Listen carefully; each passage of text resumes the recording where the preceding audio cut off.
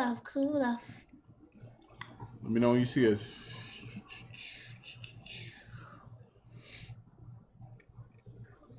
Shake your derriere and derriere.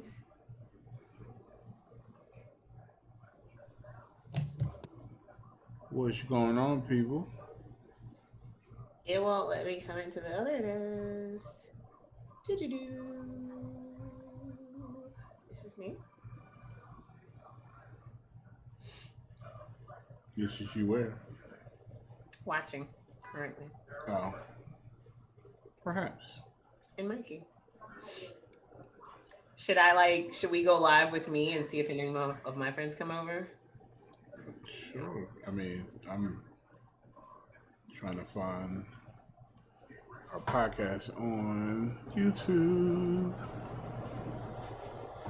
You trying to find our podcast on YouTube? Yeah, the channel. Yes, we are live. Podcast on YouTube? There we go. Hey. I can hear myself. What's going on, Ty? Hi, birthday sis. Big birthday energy. I might even eat a cupcake in the middle of this podcast. Big Virgo energy. What the hell? Oh. It's been an interesting week. Has it for you? Yeah, it's been an interesting week for me. Been an interesting week in the news, interesting week in music, as usual. Has it? Where the fuck have I been this week? Huh? I don't know. We got things are going on. We got Patty's Pies versus Chicken and Waffles on the next episode. I have left the chat. Once again, Patty's Pies versus Chicken and Waffles. Damn, man, you just reminded me again that Gladys Knight's son fucked it up for everybody. When a nigga selling coke out of the... I don't know, but he cost us all chicken and waffles at 4 a.m. Fuck that nigga. That used to be the spot. Oh, excuse my language. With the most aggressive homeless people in the history of homeless people. No, that's just all of Atlanta. I don't think it was limited to that spot. Well, but yeah, that was like the hot spot right there because the shelter was right there. Yes, it was. Shit, and they closed the shelter. Welcome, one and all. This is the Chopping Block Podcast. Yeah. Episode 36. 36. Wu-Tang. 101. Wu-Tang is for the children. I saw a sign that said, "The president's a temporary, but Wu-Tang's forever." That seems like some form of consolation. Yeah. In an era where the state of Colorado went through, the city of Denver went from 104 on one day to 32 degrees and freeze warnings the next day. The sky was orange in San Francisco. It's raining ash in Portland. It was 100. It was 116 degrees in Santa Monica this weekend. Yeah. And Oregon's definitely completely on fire because of a gender reveal party. Yeah. Welcome to 2020. Where you thought murder hornets might be the craziest thing that you heard after COVID, but they were not. I want to shout out. They all died. Y'all see my hat?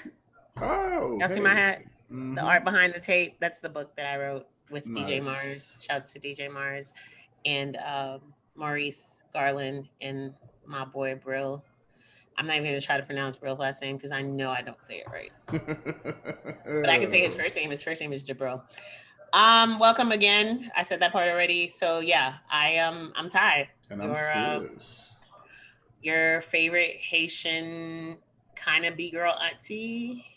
You see the vibes. Yep. And that's Sis. AKA Big Virgo Energy. Big Virgo Energy, AKA fresh off a flight from Puerto Rico. Don't rub it in our faces, my nigga. AKA recording artist Two Gun Sis. Hey, yeah. Put a song out this week. Single out Rings on all DSPs right currently. Yeah. It's called Rings. It is. It is. It features Doughboy Philly and Nico the Beast. Yeah. Nico the Beast. Yeah. Yeah, so go check that out. Okay, guys. So this episode is called Stuntin' 101 because we did all that shit with Curtis Jackson only for Ja Rule to end up winning. And at the end of the day, G Unit is no more. G Unit is dead. Completely. So much so that 50 wishes he wasn't. He was. It never happened. Like, how does that happen? How to get that back? Look, let me tell you something, Curtis fucking Jackson. Fuck you. You wish it never happened, bruh. You had G Unit sneakers. You had G Unit clothing. At one point in time, G Unit clothing was the highest selling urban wear line. And 95% of it was them stupid ass wife beaters in the world. Because listen, even long after like what's his name? Young Buck got excommunicated, the game got released, but not really released. And 50 stopped being kind of hot to us. Like cats in Africa was still buying G Unit clothing. You gonna sit there and fix your fucking mouth and say you wish G Unit never happened, Curtis? Come on, bro. G Unit was a great moment in history. It was an amazing moment in history. And that's why this is called Teach How to Sell. Like, and then he made the announcement like on DJ Who Kid's platform. Right, like, of all people. Only Who Kid, because well, I mean, not because of y'all, because you know Who Kid is ice in, he was gonna make it happen anyway, but you accelerated the things. Like I said, Who Kid. Because in my mind, Who Kid's listening to our podcast. Stranger things have happened. Why not? I'm gonna text him and tell him that I shouted him out. Again, Stuntin' 101. You see what I did there? Real? Yeah? Okay, cool.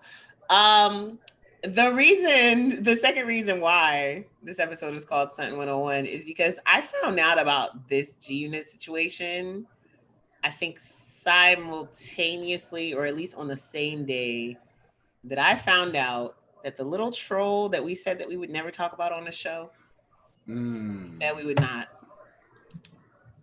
But are we about to? We have to. We have to.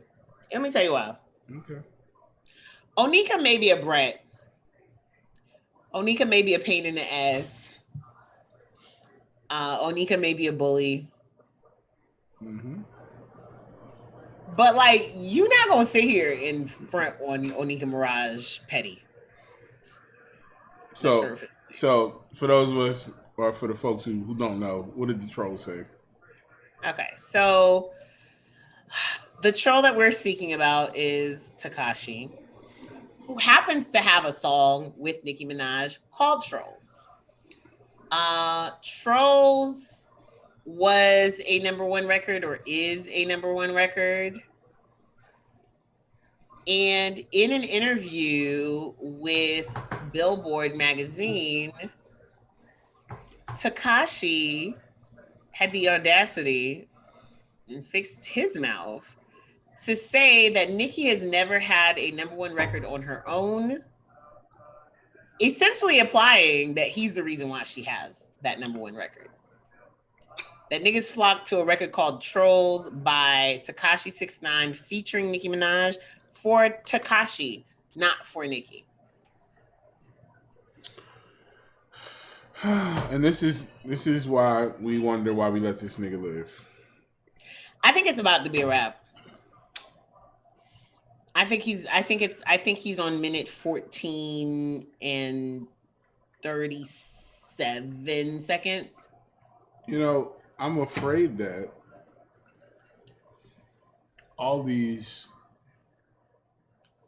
I'm afraid that this culture enjoys watching him do what he does. I hate to say it, but I feel like that this generation is here for the show. I don't know.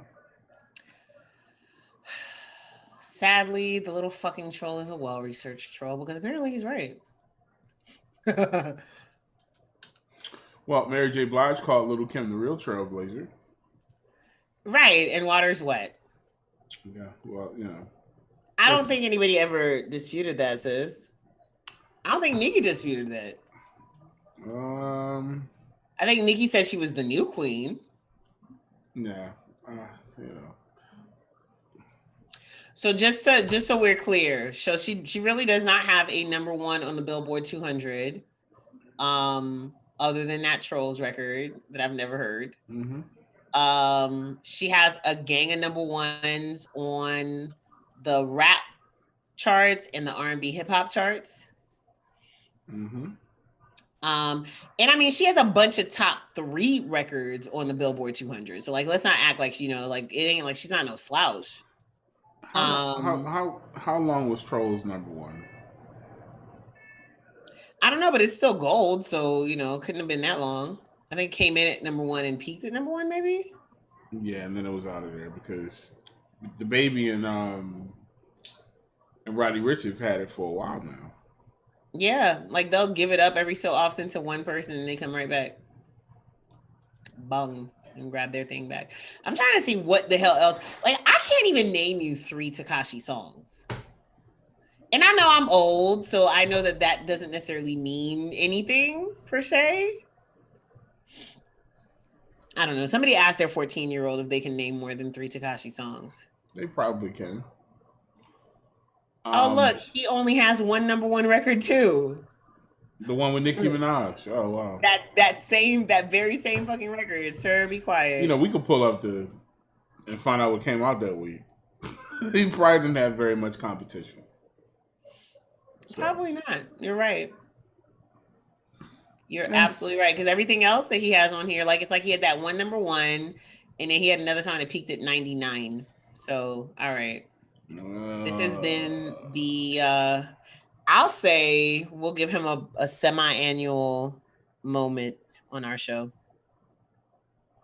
We won't speak about him. And it's already September, so, you know, we'll talk about that nigga again in 2021, should he still be around. Did you watch Game of Thrones? Yeah. You know, Olenna Tyrell passed away today. I did see that. See that. Dame Diana Rigg, my favorite shade thrower in all of the 7 She was so amazing.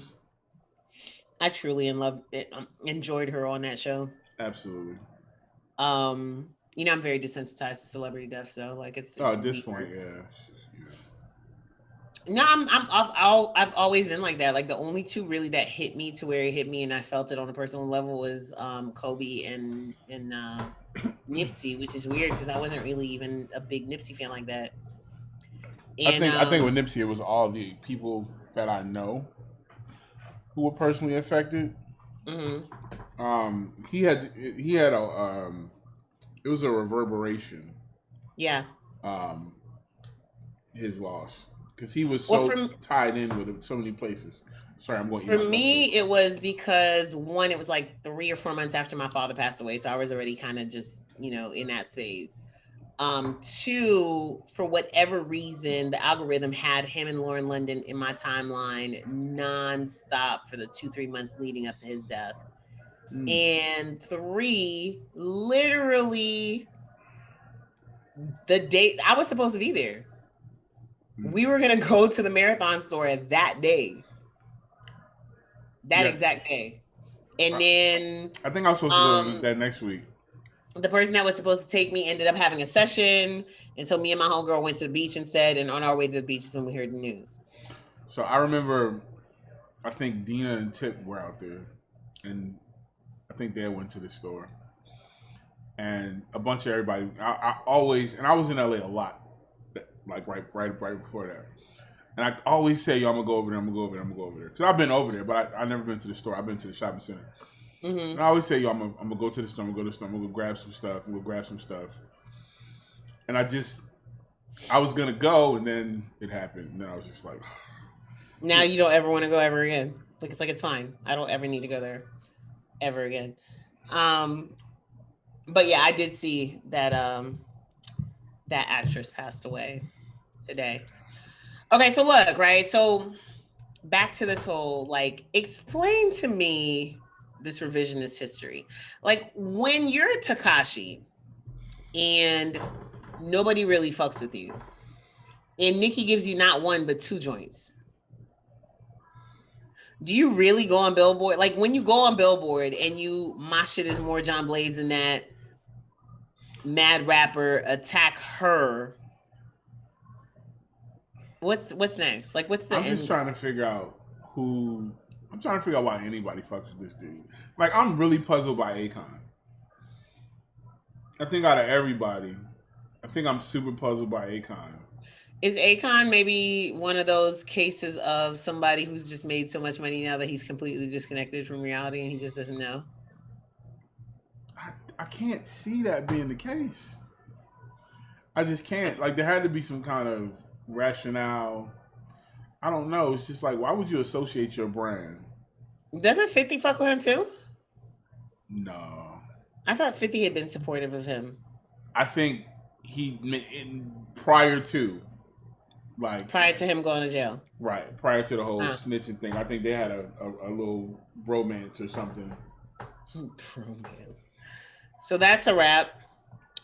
And then 50 said, so the whole thing with 50 was that Who Kid asked him if there was going to be a G-Unit movie or TV series after, Master P did his and the Rough Riders did theirs, and Beats by the Pound came out today and said that Master P one was a work of fiction, which I could have told you that because I had it on good authority that it was a work of fiction as well.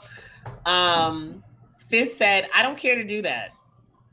I'd like to forget the G-Unit. And Who Kid said, asked him to explain himself. And then 50, and this is the part that I don't like. Tell your business, throw your shade, have your beefs. Don't pull other people into your shit. He says, Kendrick doesn't even let those boys come on stage with him. Referring to Black Hippie or TDE.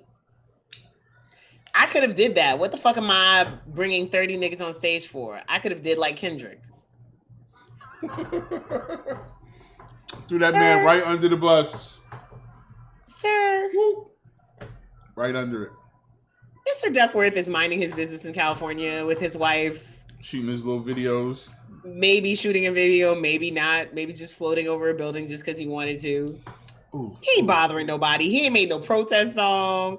He ain't made no protest statement. Can we talk about TV videos? He might have had COVID, might have not. He might have.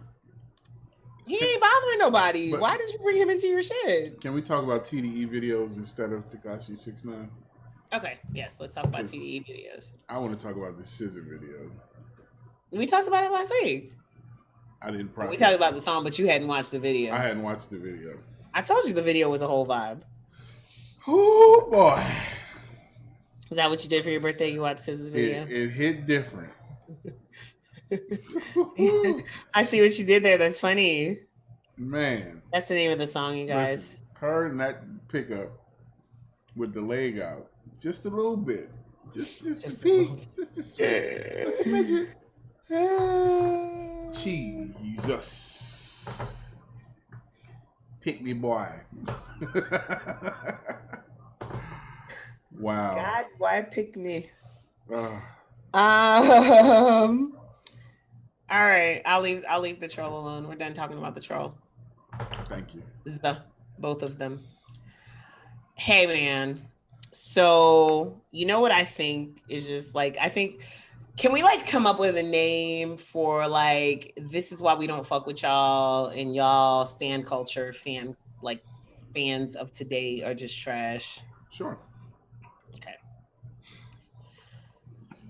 Keeping Up with the Kardashians is coming to an end after 20 seasons, 14 years on E. Damn. If I'm not mistaken, they were E's first reality TV show. If I'm not mistaken. Don't quote me on this. But you know how certain stations have certain shows that no matter what time of day you tune in, that's what you're going to find? If you turn USA on right now, Law and Order is playing right now. Or if you turn TNT on, you'll probably see Supernatural. Yes. That's what Keeping Up with the Kardashians was for E. And you look at the fact that when it started, Kylie and Kendall were like little kids, like they were in elementary school. Mm-hmm. When it started, Which is why, Caitlyn was a man. which is why we know they don't look like black women.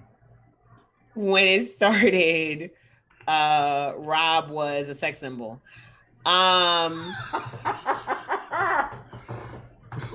He's on his way back. When it started, Kim Kardashian was Brandy's stylist, Paris Hilton's friend. Carrying her Y'all bags. remember Paris Hilton? Carrying her bags. Yes, just like the Hilton hotels. Watching her dog. That's what it was. They've had that show for 20 years. Then they gave Courtney and Chloe a Miami spinoff. Mm-hmm. Then they did a show about the girls who work at their stores. OT Genesis got a baby mama out the situation. French Montana became recognizable to white people out the situation.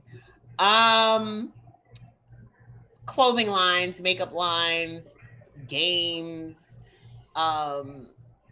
They turned that shit into a whole bunch of stuff. So I personally wanted to see the show end because I wanted to see, and I still want to see, Kim step out of the limelight and come back. Okay. I don't want her to go away. I want her to step back because she's been vilified to an extent that I don't think that she can go through any kind of a transformation in real time. People ain't gonna let it happen. I feel like she needs to disappear and then come back with like, you know, like a Vogue cover in 3 years, like her and North, and, you know, raising children in Montana, whatever. But we know that's not gonna happen. That's probably not what's gonna happen.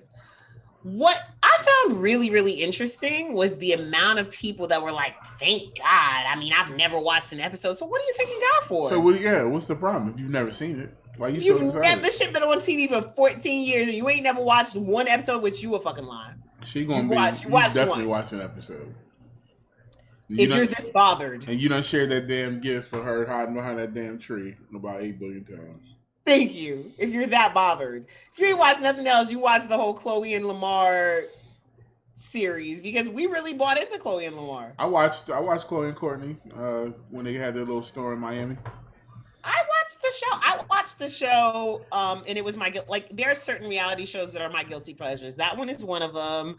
Shahs of Sunset was one of them until it became really, really toxic this last season. I only watched the Housewives where the bitches are really rich. Like, I want to see people with money I can get. But like the Hollywood joints. So I mean, you don't watch Atlanta. No, I don't. No. I've been inside. Especially since we know no that shade. the houses I've been they're inside renting. of Candy Burris' house. Like that's a little bit too close for me. But yeah, I don't. You know, I watched New York in Hollywood, or Beverly Hills, because them broads really, you know what I mean. Like it's 10x level. I don't like this whole like fake elitist shit where we all got to act like we don't do certain things. Like. And if you didn't watch the show, which maybe you didn't, it's fine. But if you didn't watch the show, then like, why are you worried about it? It didn't affect. Why are you worried about it? You know, that's the world. It's the way it is. People are always going to complain about things that have nothing to do with their life, just because it's cool. I'm not mad at Kim. Listen, not either. Kim. I also wanted to be clear that Kim is not the detriment of Kanye West. No, she's not. That Chloe was not the drug habit of Lamar Odom. Mm-hmm. The only person I would say, that they maybe did a little dirty was what's his face that Kim was married to. Chris Humphrey. That guy. Yeah, sure. He was like, why were you even? He really believed it. That's why I feel bad for him because he really believed it. But you know, Kanye said he fell in love with Kim around the same time she had fell in love with him, so maybe it was real. I don't believe it. Wasn't Kanye still with that other child? I don't know. All I know is Reggie Bush married a woman who could be Kim's twin.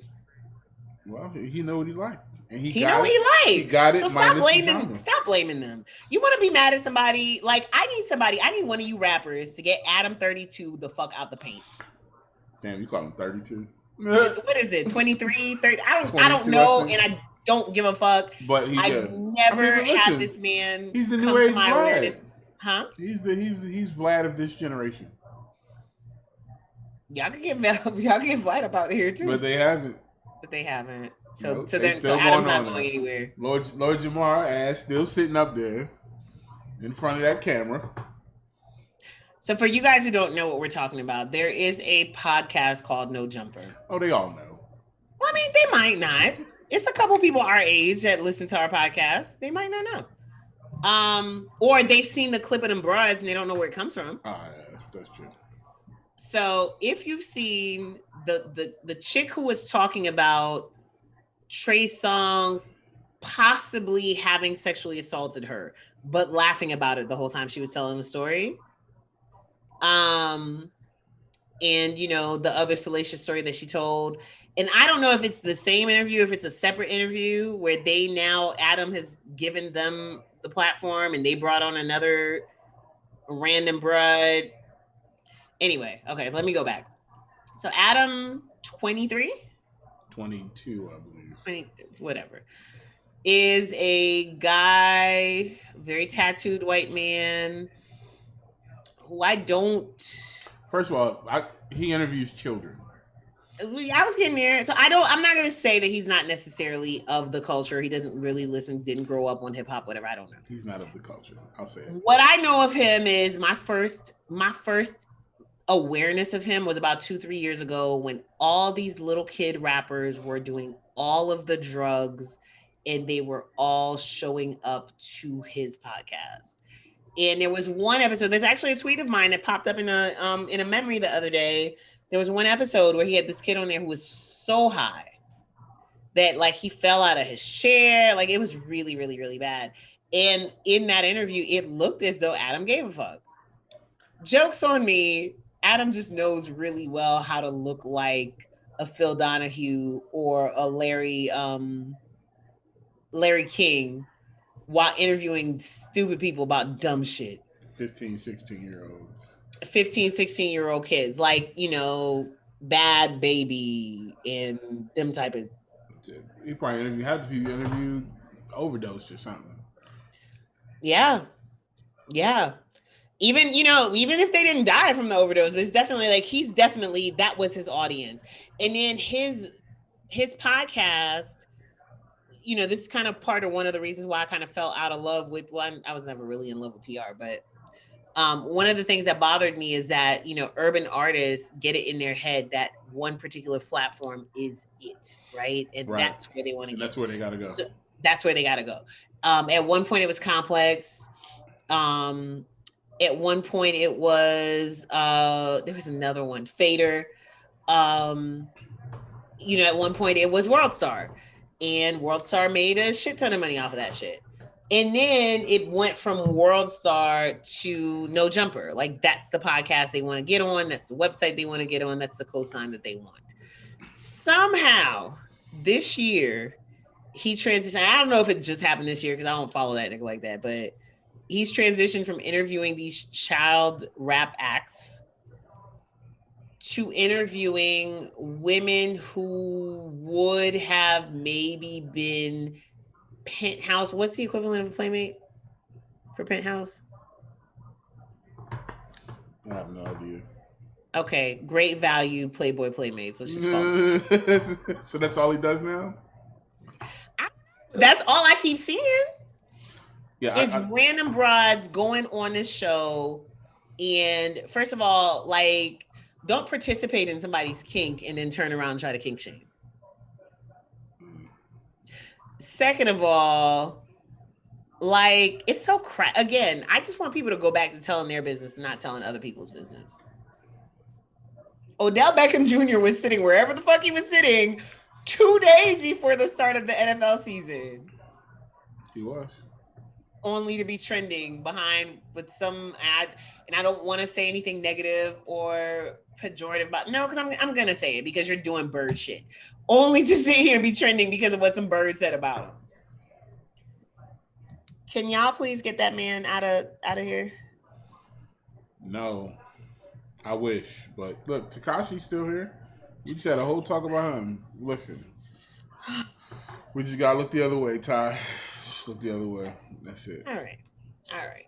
Well, I, for one, like to commend Kim Kardashian and Kris Jenner for the way that they parlayed some shit that would have had a lot of y'all mamas disowning you into a whole fucking empire, and everybody ate. Listen, even Caitlyn's children, who are not Chris's children, ate off of the success of that show. Absolutely. I mean, it's an empire. They built an empire. They really did. Show.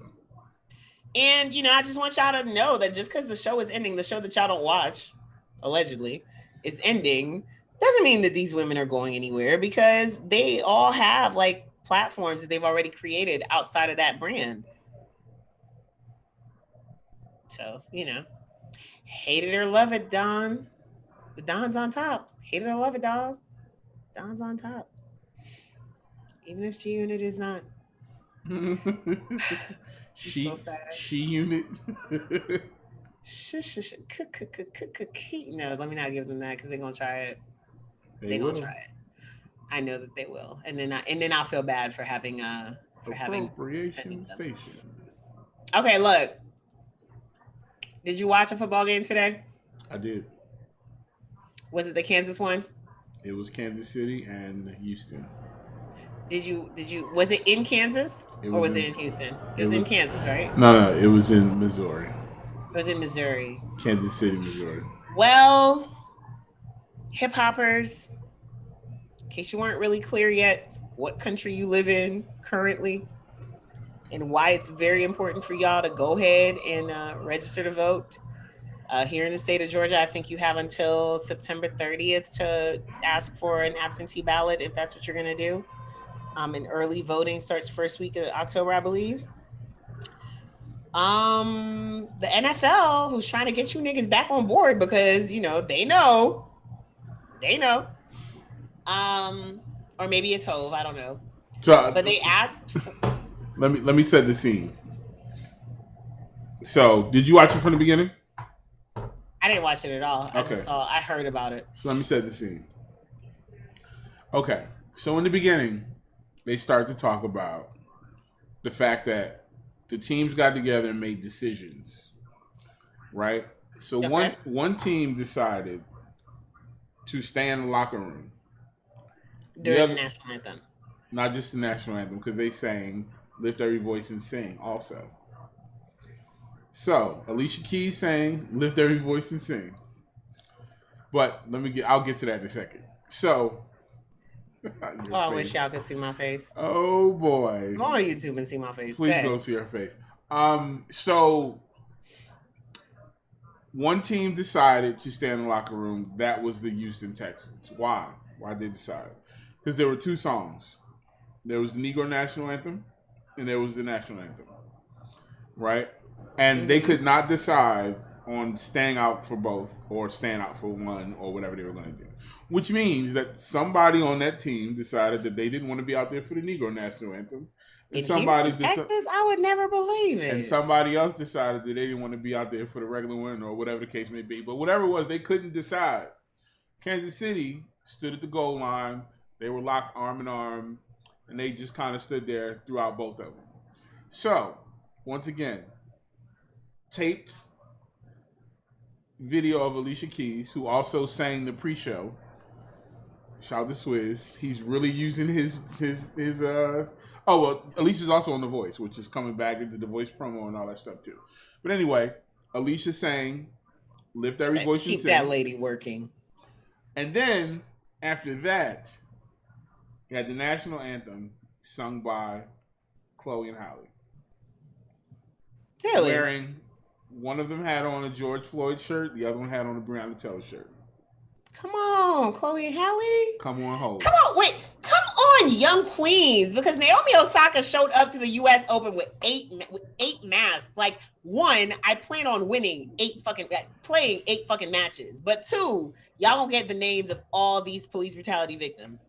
Go ahead. I'm sorry. Continue. But this had Jay-Z's name written all over it. So, Naturally. but this is Kansas City, Missouri, and they are socially distanced, but there were plenty of people in this crowd. I guess it was maybe at like maybe 25 to 30, looked like 40% capacity of normal. So there was Okay. plenty of people in the stadium. It was by no means empty. Uh-huh. And they looked, as you would think, lily white crowd. This is the Midwest. Let me tell you something. Missouri is one of the most racist states I've ever been through. So yeah, after both of those songs, the Texans came out. They all stood in the middle of the field and had a moment of silence. And these motherfuckers booed. Let's be clear. It was a moment of silence dedicated to the ongoing fight for equality in our country. And these motherfuckers booed. Now, mind you, they put up 7 principles.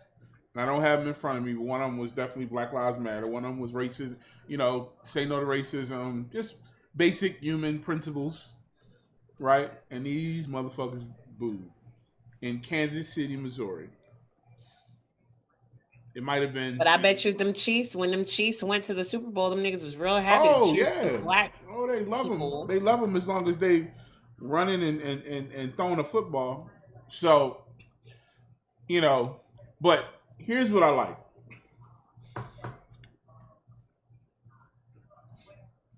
These players, these people are committed to getting their message out, no matter what. They don't care. Good for them. They don't care if you're gonna sit in the stadium and boo. Your dumbass bought your ticket already. You helped pay for it. Sure did. Patrick Mahomes and Deshaun, 2 black quarterbacks, have the biggest contracts in NFL history. And they decided that they was going to come out here and do this thing. They were the captains. They made the decisions. After that, y'all cheered for them. So we know y'all racist, but cool. You're going to get this Breonna Taylor. You're going to get this George Floyd. You're going to get this Black Lives Matter. You're going to get it. You're going to get it. You're going to take it. So, they're pushing through. What we got to realize is, man, we live in a racist country, bro. So it's like, those people that are going to be that are going to be that. But we got to keep our foot on their necks. Mm-hmm. Let me tell you what else I realized this week. I realized this week, not realized because I think I kind of knew, but it was brought to my attention once again. Yeah, it was brought to my attention once again because I think we talked about how I had to have this moment with somebody on a date. Like, it's really white people in America who somehow have this complete cognitive dissonance where they know slavery happened and they know segregation happened and they know that people did really horrible things to black people during segregation. They know that colonialism happened, but somehow they haven't connected that with like the white people that was behind that shit. So let me tell you a funny part about my story in Puerto Rico. So I go to Puerto Rico. I'm staying in a resort, and here's these 2 white women and a Puerto Rican woman, and they were sitting across from us, and they're yucking, and talking about how they both work for the federal government, and they're using their little subsidies to buy up property, and they refuse to speak Spanish because they don't need it. And I had just had a conversation with some folks. I'm sorry, what? They were in Puerto Rico, but they refuse to speak Spanish because they don't need it. Is that what you said? They don't need it. They don't okay, need it. cool. I need it for. Come on. This is my country. It's America. So, America. I had just had a conversation on message boards on Reddit about why people in Puerto Rico hate when white people come there, because they come there and they gentrify the island, they build their little enclaves, and then they look down at everybody. They look down at the natives as the federal government of the United States conspires dirty with the government of Puerto Rico to shit on the people. And that's pretty much still colonialism going on in a form. It still exists in many places in this world. Still exists in the fucking United States in many The United forms. States definitely has colonies. Oh, They're called Puerto absolutely. Rico, Guam, American Samoa and American Samoa, Virgin Islands, U.S. the Virgin Virgin Islands. Islands. Yeah. All people who are governed by the United States, who have American passports, who can they vote? No, they can't. They cannot vote. They do not have senators that represent them. In Puerto Rico, at least I know that like there used to be, at any case at one point, a lot of pharmaceutical companies that operated in Puerto Rico because it was cheaper for them to run their factories there. Mm-hmm. But then they would ship the drugs back to the States and send them back to Puerto Rico, which means that the drug that you were getting here in the States for one price was more expensive in Puerto Rico where it was made. Exactly. Yeah. That's a part of the tax breaks that they give, and that's why a lot of people go there. They use it as a tax shelter, you know. But they shit on the people. The reason why this came to mind for me this week was two things. And actually it started last week. It started with actually maybe 2 weeks ago, but I saw the article last week.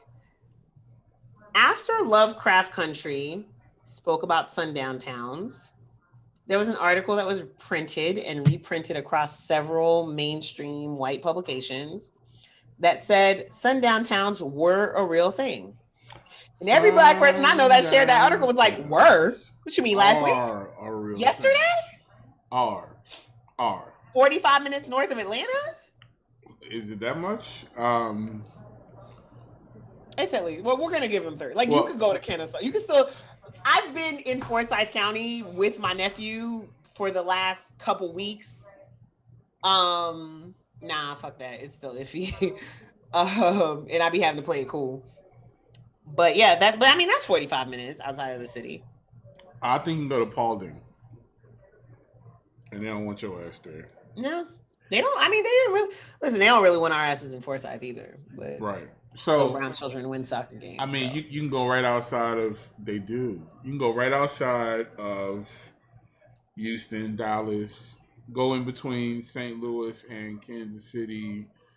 They don't want... When I was in Florida recently, I had to drive from Bradenton, which is just south of Tampa, to West Palm Beach. So from the west coast of Florida to the east coast of Florida. Mm-hmm. And I didn't want to pay tolls because I don't know why in my head, like in my mind, I still think of the Florida Turnpike tolls, like how my parents did in the 90s when we first moved here. And it just seemed like it was such an exorbitant amount of money that was being spent. It's like $12 now. So you took Alligator Alley? No, I didn't take Alligator Alley. It actually took me through like some state road through, nigga. Sis, you hit the no tolls button? Huh? You hit the no tolls button? I hit the no tolls button and it was like, bet, got you, say less. It was one of those roads that I would never do in the dark, ever. Like, luckily, I started this road trip at, I don't know, like 2 p.m. in July. So it was perfectly sunny out. It was me and the dog, fam. There was so much horror movie, like this is the beginning of a horror movie ass shit on that road. Like the crow in the middle of the street that didn't look like it was moving. There was some town that was apparently like a co-op experiment that was supposed to be like, it was a privately operated city. What? Right. It was a co-op. I wish I remember the name of it, but it was a town that was something ranch. That was a partnership, co-op. It was a partnership between, whatever. Let me see. I'm never gonna find it. When I remember it, I'll tell you one day. But it was basically like, they set out this town and they were just like, okay, we're going to try to see what happens if, we still operate the things that we have to operate, like the fire department and, that kind of stuff. But we let y'all run it on your own. And the sign to welcome you to that ranch was very scary. Then I kept going, and there was a campsite for the Boy Scouts. That shit looked deserted. Then I kept going, and there was a boarding school essentially meant for boys who are like trouble kids who have been placed in too many foster homes, and basically the foster system has given up on them, and so they put them in this foster house. Like, it was just so fucking random. And the whole time it's me and this little puppy in the car, and I'm like, if this car break down, I don't know what I'm gonna do, because I don't trust the cops out here. I don't, fam. Like, I'm not even gonna hold you. So no, like, but they wrote this article, and like, it really was like, let's let white people know that, like, that's really an actual thing. Do y'all really not know? So I went through Huntsville, Texas, which is just north of Houston. It's also the home of the Texas Prison Museum, where they have exhibits like, electric chairs and things like that for you to take a look at. And yeah, I definitely wasn't supposed to be there after hours. But there's so many of those types of places. We have those places in Pennsylvania, so they have them in New Jersey and New York. Like, don't think it's just the South either, y'all. Absolutely. Remember that this show takes place in the Northeast. I wonder. I think Walker County might have been the same place where Sandra Bland was. I'm not sure. No, I think that's where. No, that was where. I think that's where the whatever the black college is out that way. It's such a sad thing. We can't go nowhere. We got to stay in our little. And then they wonder. They're like, "Oh yeah, your city's so bad," and it's. We stuck. We can't go nowhere. Even in our cities, we're stuck on top of each other because y'all only want us to go to the next neighborhood. It's our neighborhood. We got sundown neighborhoods. Let's talk about that. How about we got sundown neighborhoods in major cities? Let's talk about how I went to high school in the next town over from where Trayvon Martin was shot. Okay? All right. The other thing that came across my timeline that really, really brought it home for me, how much like white folks just really don't be knowing. It's called Babcock Ranch, by the way. Babcock Ranch, okay. In Florida. Okay. The other thing was, somebody posted a meme that said something like, it's interesting how people can be against looting and property damage but love museums. And somebody went in my friend's comments and was like, I thought archaeologists went to sites and dug those up and they were passed down from generations. All right, I'm gonna head out. And I was sitting there like, wait, sis, like, no, you don't. France just had to return a whole bunch of artifacts to like a couple of different countries in Africa and to Haiti. But they don't. How? Because they're too busy watching Fox News. Or just. But that's the thing, is it don't even be the Fox News ass white people. It'd be like the people. And that's the thing. And here's the thing. I think, if you are white and you're listening to us, and I thank you for, understanding that you're going to listen to a lot of uncomfortable conversations over the next few years, because we're sick of this bullshit. And, y'all are starting to realize it's not just affecting us, it's affecting everybody. But what I want you to realize is that acting like this shit doesn't exist is just as bad. You are just as complicit when you turn a blind eye. Yeah, and you got to learn, and no longer is it okay for you to be like, oh my God, I didn't know about that. A lot of this stuff is very public. Ask a black person.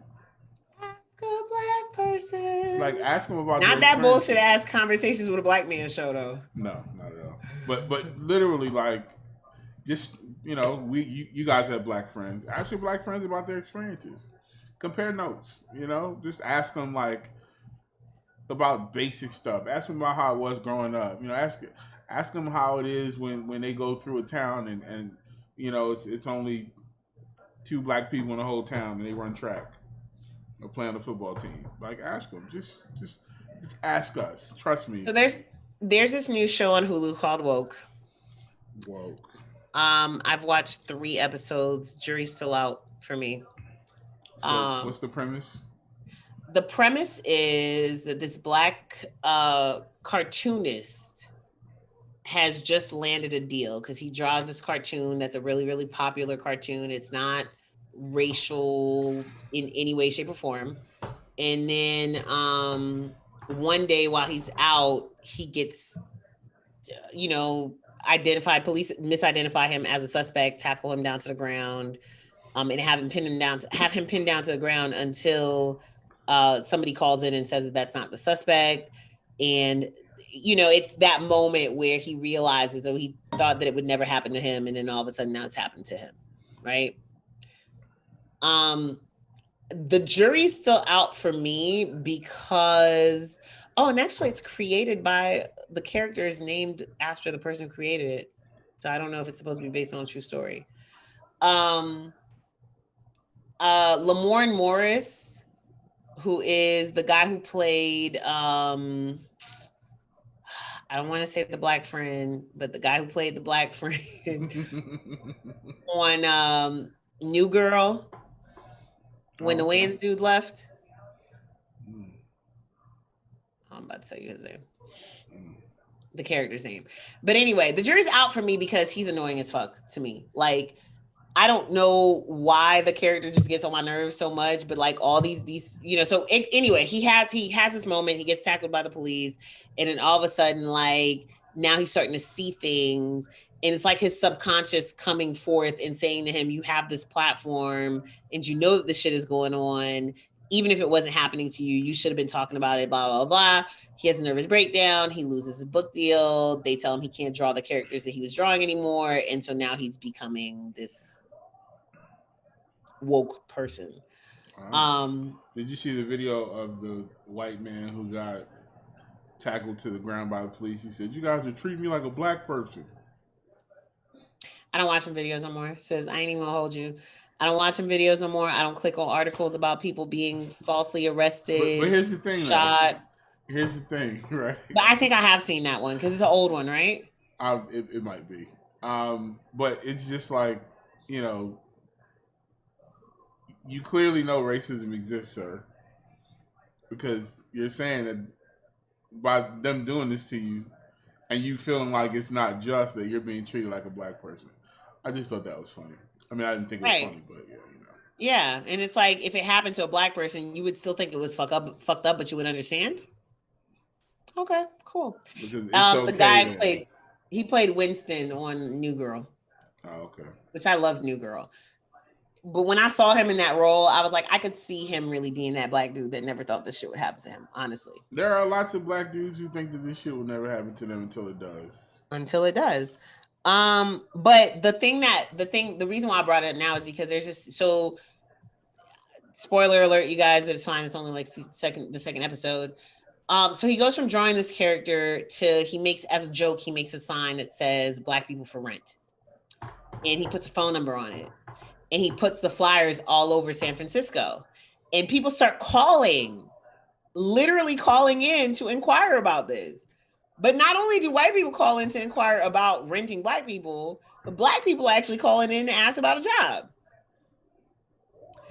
And so one of the character's roommates is a white guy. And it's, one of the funny moments is that, like, as he's getting tackled by the police, the white guy runs up and he's like, "This is fucked up. I'll have your badge." And he's all in their face. They're not doing anything to him. So as the flyers are going up around the city, he stops and he's staring at one day. And so now white people are saying racist shit to him, prompted by the flyer, because they think it's a safe place. So like one guy says to him, "Well, since we can't own them anymore, I guess we might as well rent them." And somebody else asked if there was a rent to own program. And so he goes back to the cartoonist guy, Keith, and is like, "You have to stop putting this up because now I'm being confronted by white people's racism." Hey guys, you have an uncle, an aunt, a relative who says fucked up shit. I don't think I want to watch this show. Yeah, I'm gonna finish episode 3. I'll let you know. But I'm pretty annoyed. Honestly. I'm annoyed by the concept. I'm annoyed And by this the is timing. and this is what I'm Hulu picked annoyed. up. Huh? Said Hulu picked this show up and they dropped. All the episodes at once. No, I'm saying I'm pretty sure there are better. There are shows Oh that have yeah, been dropped from yeah. Hulu, and they let this shit slide. Nah, fuck that. Well, because see, and here's the thing: is we talked about this back in June, right? We talked about this scramble to give Black people voices indiscriminately. A lot of my journalist friends were talking about all the publications that never took any of their pitches that all of a sudden were coming calling after the protests around George Floyd's death because they needed Black voices. Um, and then I'm watching other people have conversations about how there's still this disparity because there are no Black editors to deal with these Black writers. So the other day, I think Forbes ran an article um that was like, the new stimulus check might be on the way, how it affects Black people, or how it affects the Black community. I've seen some cringy ass articles. And a Black person wrote it. Yeah, listen, cringe fest. Because the reality is that like journalists ain't getting no money. Like journalists don't be getting money like that. Let me ask you. I meant to ask you about this. You know David Dennis? Yes. Okay, he wrote an article about Jay-Z, maybe last week. Mm-hmm. And the premise was that Jay-Z he went from the thing that he did the thing that we wanted him to do. Mm-hmm. Right? He went from ashy to classy. He went from nothing to something. And now he's somehow lost. And I'm just reading this article because this was personal. This article. A lot of people feel like that about Jay-Z. A lot of intellectuals feel like that about Jay-Z. I saw that article where he was saying that essentially that Jay-Z was the thing that we aspire to, but Jay-Z doesn't understand that we don't aspire to that anymore, and he's still talking that same talk. First of all, Jay-Z's not saying anything. Jay-Z is rapping about his life like he's always done. And when he speaks, he's speaking truth to what he's going to do, and then he does it. Then he goes back in the shadows. And people are also upset that they don't speak, that they don't live on social media.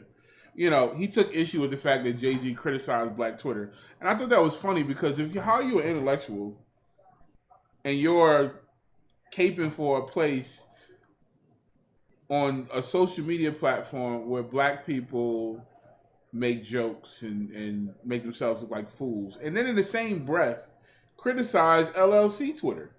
So you criticize part of Black Twitter for the other part of Black Twitter because Jay-Z said Black Twitter ain't doing nothing for you. He basically said, is Twitter hiring, or is Twitter, putting out money, or are they, providing opportunities or whatever, right? Because that's what David said? No, that's what Hope said. That's what Jay-Z said, right?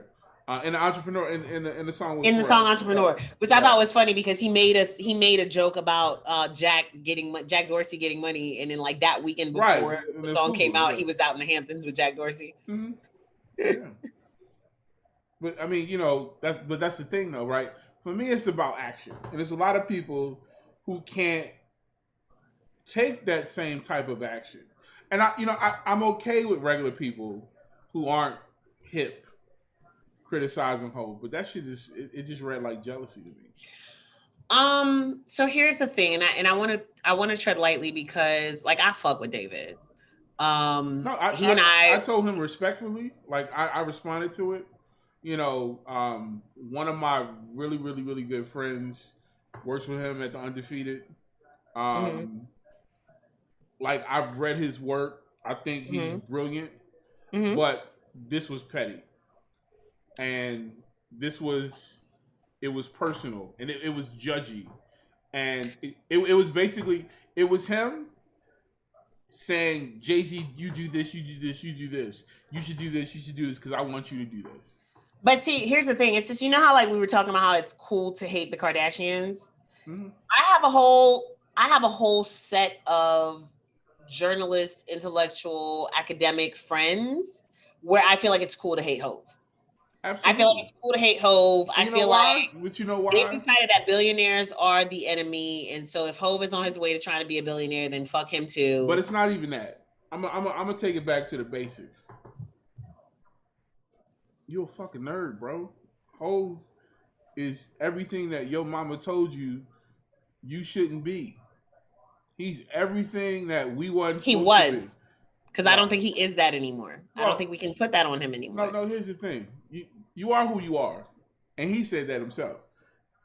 You are who you are. Your story is your story. He's not no different.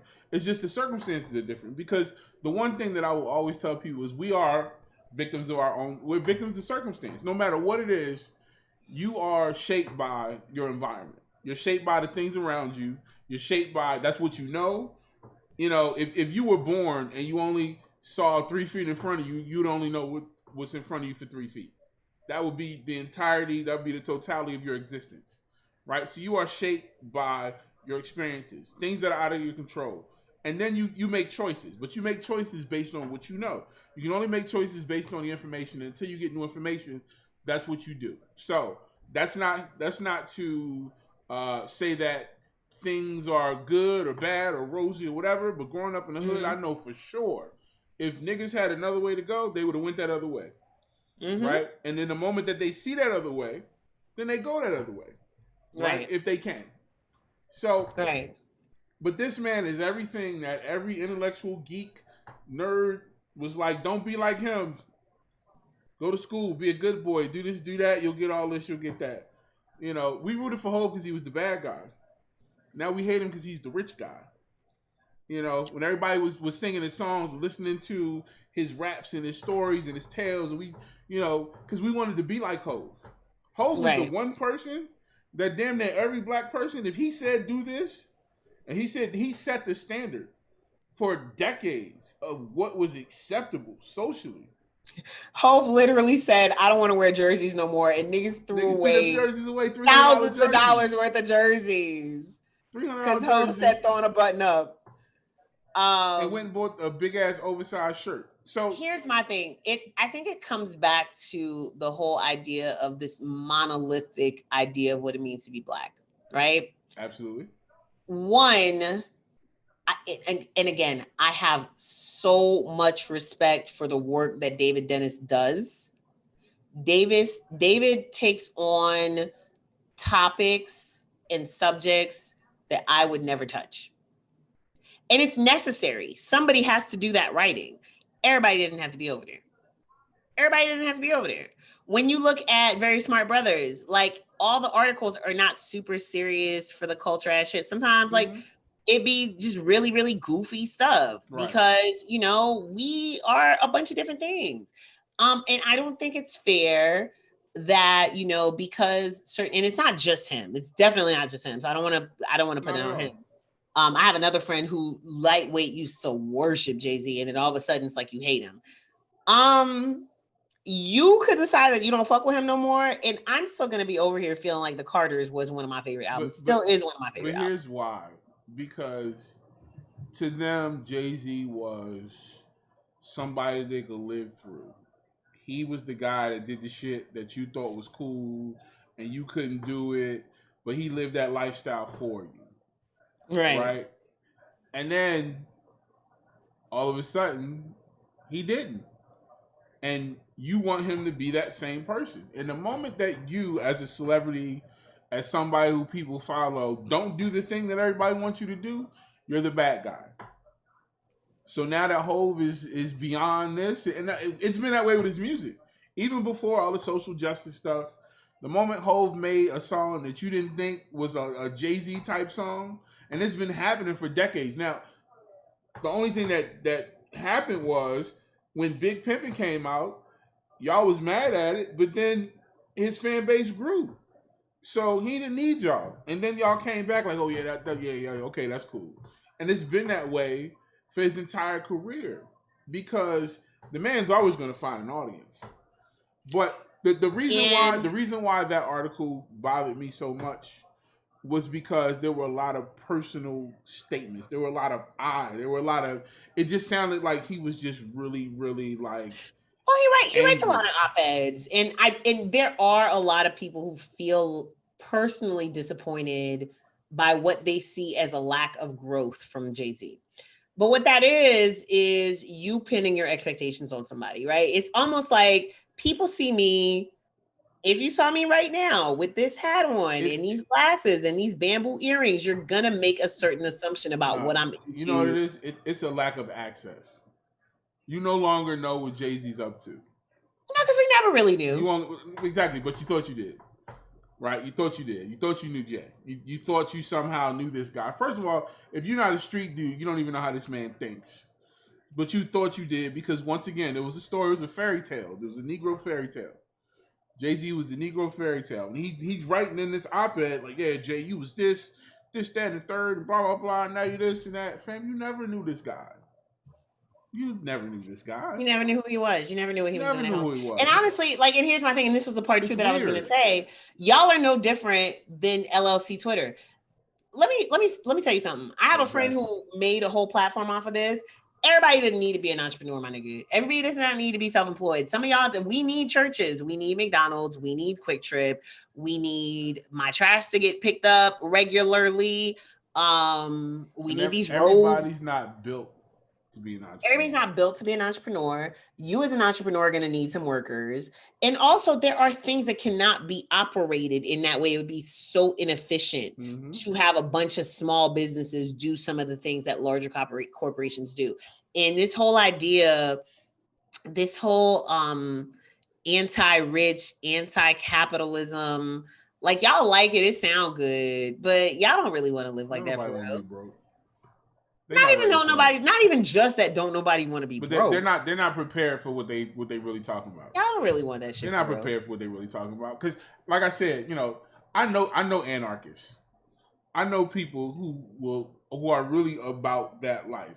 So to see people pretend, and they got on their little fancy designer suits and shit, like, y'all still fly in suits, my guy. I'm flying in sweats. Because I'm trying to be comfortable. And I'm driving. You see people on the plane. When I get on the plane, I see all the dudes in the suits. They work for somebody. By the time when they get off the plane, they got to go straight to a meeting. I'm going straight to relax. And I'm not mad at the people who work for somebody. No, somebody. That's my thing. Like, that's stop fine. Trying to. But those people I almost had a fight with my sister the other day because my sister is dealing with a kid who my nephew's brilliant. My nephew's been brilliant. My nephew currently at 14 seems very, very unmotivated by school. And that's been the way that he's been for the last 2 years. And I looked him in the face the other day and I said, hey man, college might not be for you. And that's fine. You could be a mechanic. It's a whole bunch of other things that you can do and be very successful without having gone to college. But you still got to get through high school. So, like, let's just figure out how to make that shit work. Because that part is not negotiable. But see, my sister's like, whoa, don't say that. And I'm like, no, nigga, like, college ain't for everybody. You want him to go to school and waste more of your money? Like, he's been in private school since he was in fucking kindergarten. This nigga don't like school. And it doesn't really matter to me what your position is. But just be real. Just keep it all the way 100 with yourself. And with others, whatever role you play, don't pretend. If you're gonna live this life and be this person, don't pretend to be that other person. Don't look your nose down. Like I respect workers. I respect whoever plays their position. So when I see people acting out of character, attacking people because you know that first of all, you just want that man to respond to you. You just want him to know you exist. Let's be honest. It's weird. It's really weird when people declare themselves, and this is my problem with a lot of these writers, and they get this power, they get the pen, they get the little audience, they get their little fingers moving, and they feel empowered. And all that personal shit, because you take all your personal shit with you to your job, and you see all that personal shit start to seep out.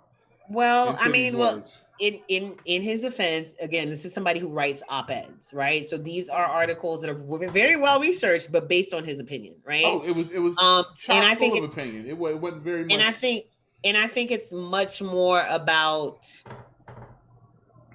vocalizing something that he's seen other people tweet, say, mention, whatever, than it is about Hove. Because there's a subsection of people who do everything.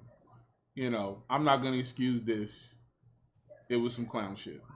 That don't mean that I think all of his work is trash. I think most of his work is spot on, but this just was some clown shit. I find the disdain for Jay-Z kind of like the disdain for the Kardashians just fascinating. Just fascinating. Well, it could have been about anybody. It was, and this is coming from somebody who like categorically hates Tyrese over some dumb shit that happened on a phone call in 1997. But it's fuck Tyrese forever for me. And that's forever. Fine. But are you going to take every opportunity? Like I said, if Hov wasn't nobody, but if Hov wasn't nobody, wouldn't nobody be talking about him, right? Right. And then once again, he brought up the whole we pass kneeling thing, right? How many times y'all gonna use that shit? Because if you're so intellectual, you're a writer. If you're an actual writer, then you should have understood exactly what he was talking about, right? You're so smart guy. Like, what he meant was we need to do things to move past that. Not literally we're past it, like we're past. It's like, okay, that was a thing, did, and we've done it. But what's the next thing? What's the next thing? What's the next thing? What's the next thing to move this forward? We just can't be doing one thing. Like in every fight, you have different people who play different roles. And that's another thing. People don't understand. Like, there are roles that you just not equipped to play, writer guy. Like, play your role. Use your pen. Let him use his money. Let him use his influence to do whatever it is he feels he needs to do.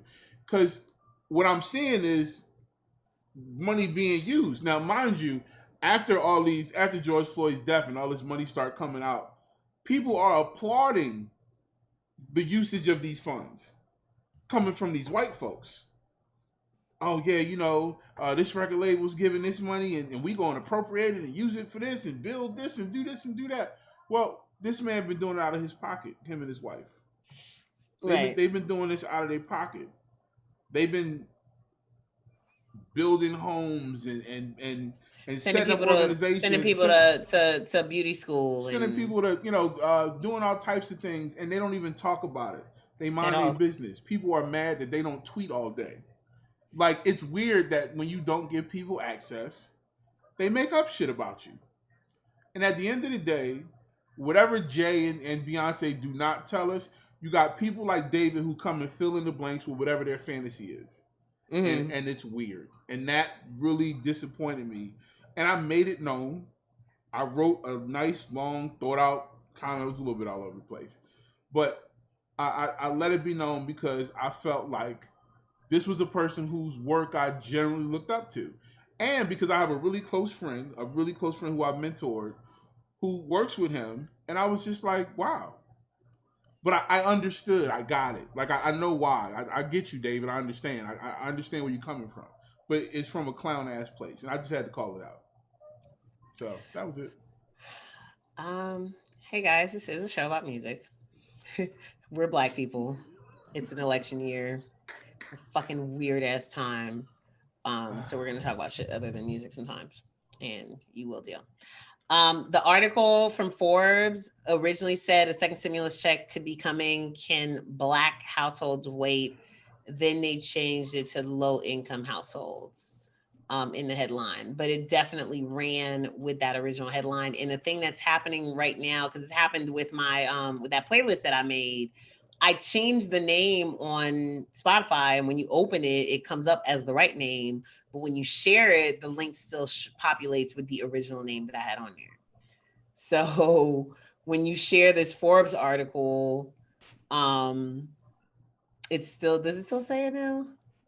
I was about to say, somebody don't go in there and they SEO plug in. Oh no, they fixed it. They fixed it now, but it wasn't fixed out of yesterday. But I had to go and explain to people that, like, they meant well. They went and they said, hey, Black writer, we know that low-income communities, Black minority communities, however the fuck they worded it, are not getting it, don't know, because you know that that's what happened. Like a lot of people had gone through like these mom and pop accountants to file their taxes, and so the stimulus check was going to that account instead of coming to them directly, but the office is closed, now they can't get their money. Or people didn't have bank accounts. That's why PayPal and Cash App now make it possible for you to get direct deposits, because people didn't have any way to receive those funds, and so on and so forth.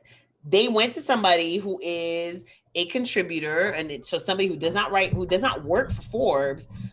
In her bio, it says she's a CEO of a blog that is focused on redefining business news for minorities. What? They went and they found her and they asked her to write this. But a white person wrote that headline, because a lot of times when you are a freelance journalist, you turn in your article, you don't get to write your own headline. And people don't be knowing. People be tone deaf as fuck. Anyway. Was there anything else? I ain't writing no damn article about poor black people, because all black people ain't poor. Most of the poor people in this country are white, because most of the people in this country are white. Well, we had another conversation yesterday about, it's that line from Usual Suspects. The biggest trick the devil ever pulled was, convincing the world he didn't exist. Well, here in America, the biggest trick that they have pulled is to convince you that white people right.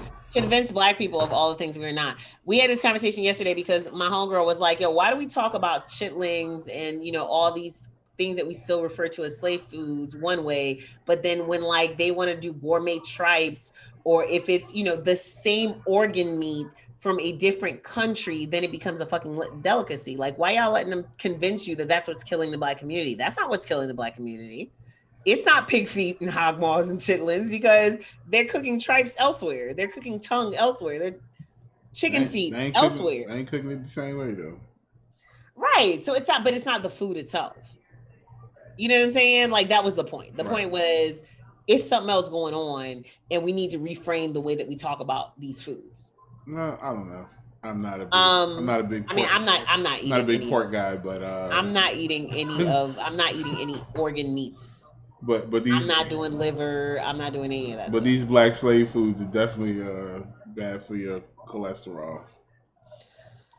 Well, American food in general, the portions tend to be too big. Even when you talk about carbs, we talk about how horrible carbs are. Look at people in damn Italy. But just going, because it's not just that. First of all, the biggest problem is that we don't have purity laws. There you go. That's number one problem. The FDA, fuck y'all, because y'all ain't shit. Even just going to Puerto Rico and eating there for a couple of days, the food was so fucking fresh. Yeah. Like, oh my God. We eat organic. Nobody had to tell us to eat organic. Even in Haiti. I would have, I almost ate at McDonald's. Because I was like, this shit ain't even like the McDonald's back there. Like, even Burger King, I was like, what they got on the menu? What's this? Okay. But I looked at, there was a Burger King across from my hotel, and I kind of looked for a second. Like, man, listen. So one of the days it rained really bad, we had Denny's. And I just got I got a Grand Slam with some non-grain pancakes. So I just had hash browns, eggs, no meat, and the eggs and the hash browns were so fresh. You went to Denny's in Puerto Rico? Yeah, hell yeah. Okay, I'm sorry. I'm judging. Well, first of all, it's COVID season there, so it ain't shit really open.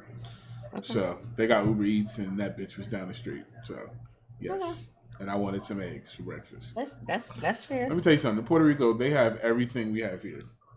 Everything. I know. And them shits was full. So it's still America to me.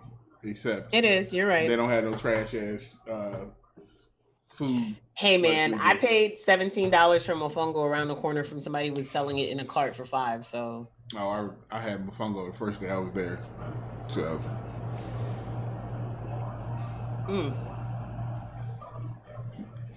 Octopus, about this goddamn big. You were supposed to keep it going while I was drinking my water. Okay. Back to this music shit. My bostiado. Back to this music shit. What was the other than Big Sean's album? I feel like, I don't know. You know what it is? I wasn't doing the news this week, so I think I missed a whole bunch of shit because I wasn't paying attention. I mean, it it was kind of a dry week. It was really. It was because it was the end of a holiday, coming off a holiday week. It's even this week. Well, it's a couple things, but for the most part, it's been pretty dry. Yeah, here's what we're talking. So here's what we do know. Obviously, we already knew. I think by the time we talked last week that Brandy and Monica had broken records with their verses. They did. They both saw significant increases in streaming. Mm-hmm. After their verses, and I get it because I myself, like I said before, there's a whole bunch of shit that I heard that I forgot that I loved that I went back and streamed again. This week, for whatever reason, y'all are getting Patti LaBelle and Gladys Knight. Chicken and waffles versus patty pies. I have no words. I'm back off the versus train. What? Yeah. I need to hear this one. You need to hear that versus? No, I need to hear what's the problem. Not interested. Really? In the two of them in that format. I feel like this is gonna get spicy. You think so? Hell yeah, Patty a mess. She is. She from Philly. It's gonna be a damn mess. A hot ass mess, and I'm here for it. Sure. Live from the Fillmore. Is that where it's happening? We got a home court. Is that where it's happening? Are they both going to be in the same spot? Yeah, it's going to be in Philly, live at the Fillmore. That's what's up. Yeah. A lot of people are joking about how they don't even want to tell their parents it's happening because they don't want to be tech support all day Sunday. you know the median age of this one is definitely going up. So yeah. I mean, listen, it's cute. I'm not gonna lie and say I get it. I'm generally not a fan of things that try to be everything to everybody. Maybe that's why I'm not interested. I don't know. It just seems like just such a random ass leap. But then again, they did a gospel one. Y'all seem to love that one, and they did dry ass John Legend and dry ass Alicia Keys, and y'all seem to love that one too, huh? Yeah, that was great. See, again, this is what I say this shit every fucking week. I don't have to be involved. Nobody is suffering from me not being involved. I'm not even going to be the nigga that's going to tell you every time it happens that I'm not going to be involved.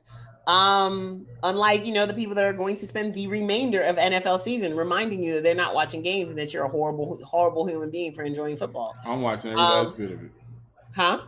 I'm watching every last bit of it, especially now that whole running the halftime and the opening show, and they singing "Lift Every Voice and Sing." Y'all niggas probably don't even know "Lift Every Voice and Sing." Hey man, if the NFL were to shut down, a lot of black families would be out of work. A lot of people, period. From the players to the concession people to the ticket takers people are just weird with their self-righteous. The parking attendants. People are weird with their self-righteous bullshit. Yes, things need to change.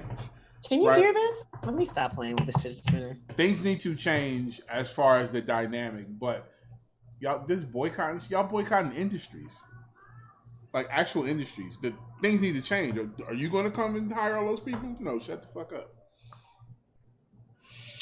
So yeah, anyway, so y'all are getting that. Y'all seem to be really, really excited about it. Did we talk about how they were remaking Fresh Prince of Bel-Air? Are they yes, we did. But did we talk? So they're making Bel-Air, which was the video that went viral. Right. That was like a dramatization of the idea of Will from West Philly being sent out to live with his family in Cali, but brought to speed into the 21st century. So, it wasn't a fight in West Philly that sent him out there. It was niggas pulling out a gun, or I think him getting caught with a gun, something like that. That's happening. It's officially been picked up by Peacock, which is the streaming platform for NBC. But the old episodes of The Fresh Prince of Bel-Air live on HBO Max. And so they did a 30th anniversary reunion last Thursday, which was, I believe, because the show used to come on Thursdays, right? Fresh Prince and Cosby Show, I think they used to come on Thursdays. But anyway, so it was the 30th anniversary of the very first episode airing, and they did a reunion, and Will sat down with Dark Skinned and Dark Viv, as I Skin like to and call Viv. her. So that actually is it out already? The reunion special. No, they filmed it last Thursday, and I think they're releasing it around Thanksgiving. What? Okay, cool. Yeah, I did see Black on Viv. But he did post a picture. They did the whole thing with, the final cast, and then they did a separate thing with just Will and Janet. Janet Hubert, is that her name? Hubert. I didn't realize that the other Aunt Viv, Daphne Maxwell Reid, I didn't realize she was married to Tim Reid. What? The dad from Sister. Yeah. I mean, I thought you knew that. And she aged a lot. And a lot of people were like, oh, she has a lot of, like she has a lot of accolades other than that character. And I was like, really? Yeah. I'll be knowing shit. Y'all know I'll be late to all kinds of things. Anyway, that happened. What else did I see that happened? I just saw a headline. Apparently, Offset is launching a virtual performance platform. Okay. It was Labor Day weekend. A lot of people had in-club appearances and release parties. That was a thing. But yeah, Offset is launching a virtual platform for artist-driven live concerts. He's partnering with a company called Asics Replay. So that's what they're going to be doing. And the partnership officially kicks off today, Friday. I don't know what day you guys are listening to this episode, but it kicks off on Friday. And the XXL ciphers dropped. Oh, they did. Yeah. My nephew said that Jack Harlow had the second best. I'm trying to remember the order that he said. Who was first? He ended up switching whoever he had in third place. Oh man.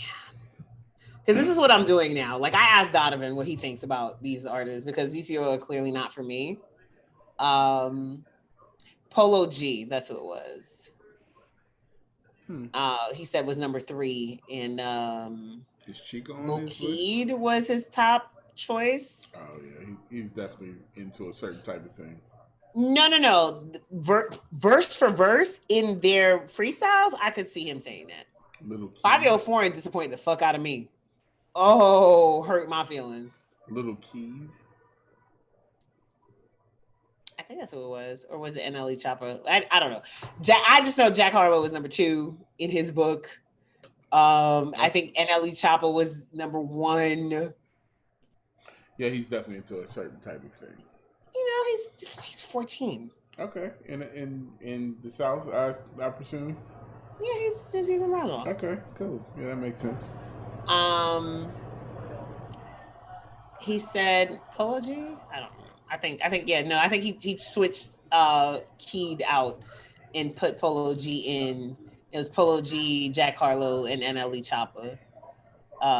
And he says a mulatto sounds like a lighter voiced Meg. And we had a conversation about how people from certain areas are all going to sound the same. They're similar, not the same, but similar. We also had a conversation about how Doll is to girl rap names as Lil is to boy rap names, because there's a lot of girl rappers with the doll in their name.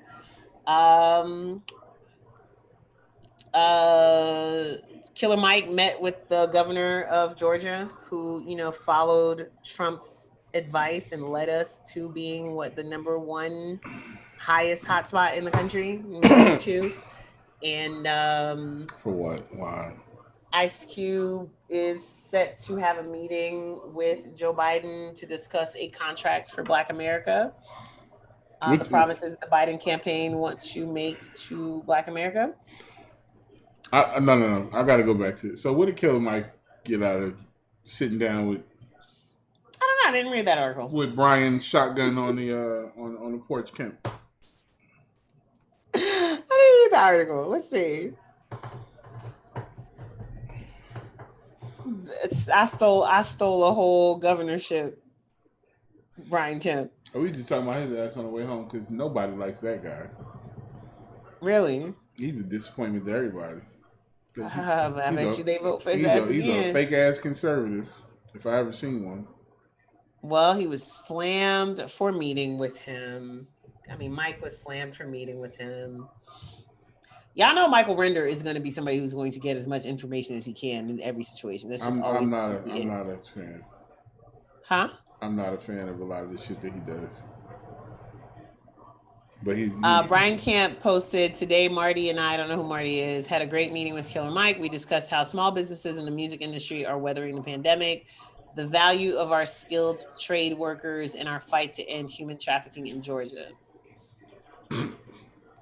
So basically, you went over there and became a poster boy for his bullshit. And then Killer Mike said, if every soldier on earth refused to go to war on behalf of any nation, war would end that day. If every worker refused to labor on behalf of companies until demands were met, then production stops that day. If every American refused to pay taxes, then every changes that April 15th. Well, tell him to stop paying his taxes first. I don't want to tell him that because I don't want to kill Mike to go to jail. I'm just trying to, I just, you know, I just wonder what the point is of a lot of the shit that he does. Maybe the point is, you know how like if you had siblings and you're the good one and y'all want to ask your mom something, you don't necessarily want to send the kid that's always in trouble. Sometimes you got to send the kid that never gets in trouble to go ask for the wild shit that everybody really wants. Maybe that's what it was. I don't know. I mean, what do you gain from that meeting?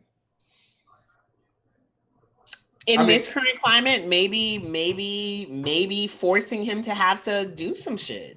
Do some shit like even what? If it's just out of shame, even if it's just out of embarrassment. Do some shit like what? I don't know. Like I you know. They said they wanted to address, skilled labor and hold on, I'm about to tell you exactly what he said. He said something about 2% of, because he responded. People asked why he went, and he definitely responded. Oh, he always responds. That's the one. He's always got something to say. He said, some of my issues, blacks in GA having more than 2% of state contracts while making up 35% of the state. Black men and boys getting free trade school versus building more jails. A justice system that deals with the children's trauma. And you really think going to talk to Brian Shotgun on the Porch Kemp is going to do something about that?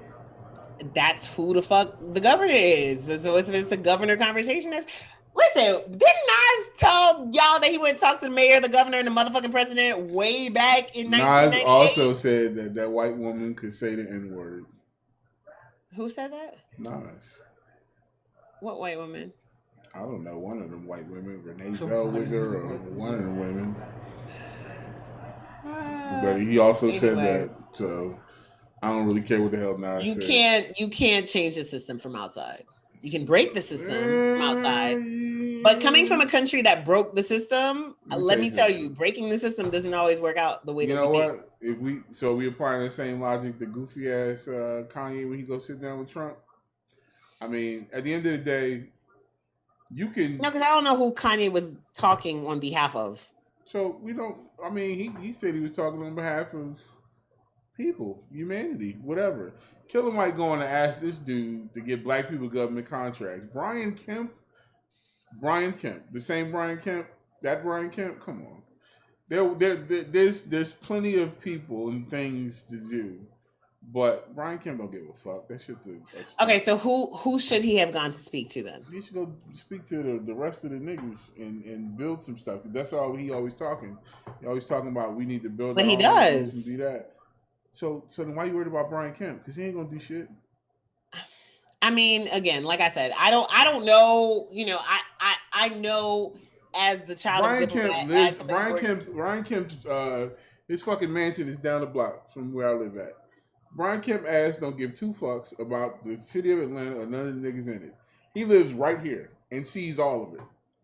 If he wanted to do some shit for black people, we don't need Killer Mike to go ask. And that's the other weird shit about Killer Mike. He thinks that he's the guy.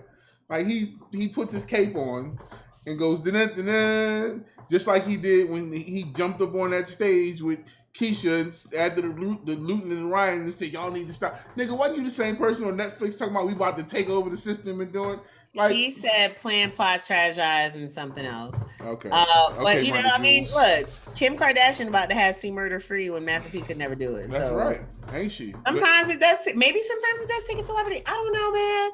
I can't even vote in this country. Listen, she's got more reason. I vouch for her more to do it because her damn dad was a lawyer, so she comes from that. That's where she comes from. Killer Mike's daddy was or granddaddy was a police officer. Makes a lot of sense. Wow. Because he does a lot of shit on both sides of himself. Oh, y'all in this complicated country of yours. All right, people dropped new music this week. Janelle Monáe dropped a new joint called Turntables. And we can't hear you. Wait, what? What happened? Oh, we're losing you. Up. Come back.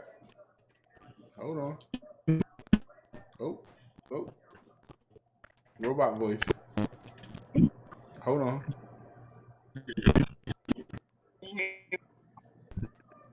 What in the world? Oh, if you're low bands. No, you're not low bands. Yeah. Kind of. For whatever reason, it's not like a transformer. Regular mic doesn't work anymore. Okay, there we go. There we go. We're back now. Okay. I had too much shit open. Okay. Transformers. So, Janelle Monáe dropped a new song. It's called Turntables. It's from a new film called All In, The Fight for Democracy. Okay. Which is going to be released in select theaters. Actually, was released in select theaters Wednesday, and is going to be available on Amazon Prime on September 18th. That song is this week's protest song for me. But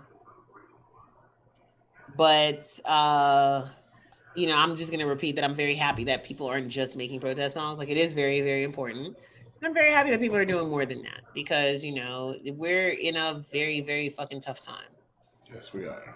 We need more. But this song, Turntables, is kind of a bop either way. It's like the R&B version of Foxy Brown's song, Tables Will Turn. Mm-hmm. Did y'all know that Sis shares a birthday with Foxy Brown? I do. I'm closing all the other things on my computer. Zoom does not want all the shit that's open in my computer right now. So Usher is back active. He is.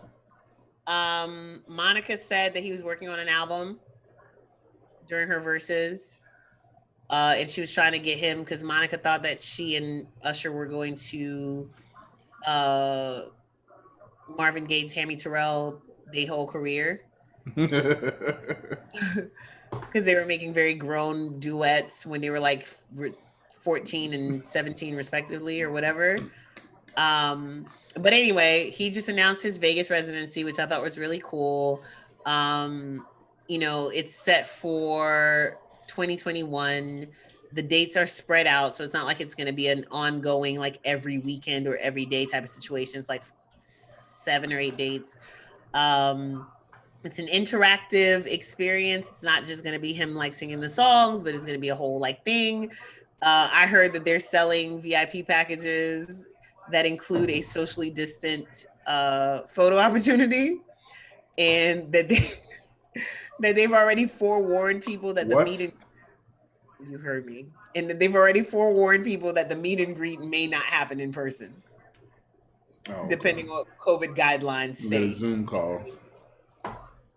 I really wish that we just did not live in a country where us not being out of the shadow of this fucking disease in 2021 was not a possibility. I think so. There's a lot of vaccines coming out right about now. I know y'all don't want them, but there's a lot of countries that are closing in. A couple actually out of the trial phase, so we'll see. I think we'll be back moving in 2021. I know I'm gonna be back moving. I don't know what y'all I niggas want to doing. be back. I want to be back outside now. But Honestly, I I'm wish that people. I wish that people would have been inside all this time, so that now that they're back outside, I could join them in all their reindeer games, but they never went in. no, I'm going wherever they're not going because there's a lot of places that are still empty, but there's a lot of places where it's just like too many niggas in here. Yes, agreed. Like I seen a lot of very regular looking capacity indoor clubs this weekend. Um, so anyway, so Usher also dropped a new song called Bad Habits. He, right off of his new song Don't Waste My Time, which is going viral now because somebody made a line dance and niggas love line dances. He was about due for one. We ain't had a good line dance in a minute.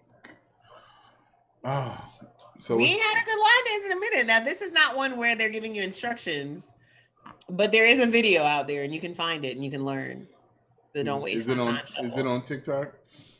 It's on YouTube because for old people, it's not for kids. Okay. It's for people like me that need to be able to pause it It's a lot and of go old back people on TikTok and learn now. the first sequence.